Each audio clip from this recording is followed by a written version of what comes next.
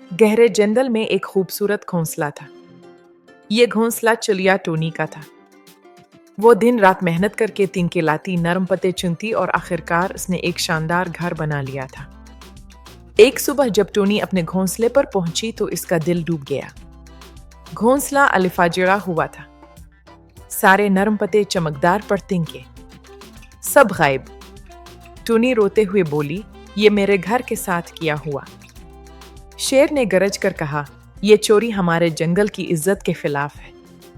हम जरूर चोर को ढूंढ निकालेंगे। ये कदमों के निशान बहुत छोटे हैं।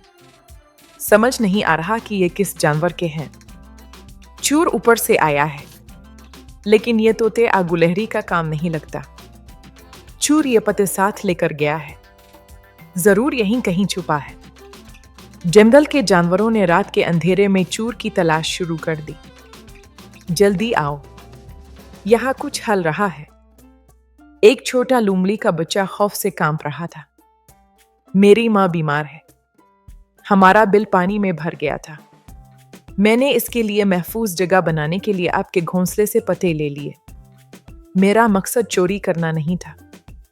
तुम्हें मदद मांगनी चाहिए थी।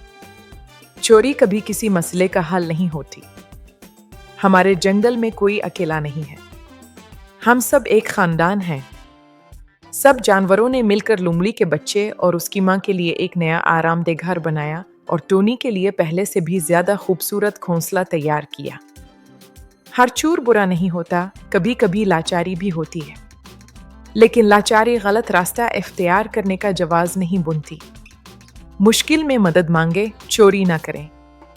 इत्तेहाद और मेहरबानी जिंदगी को खूबसूरत बनाते हैं।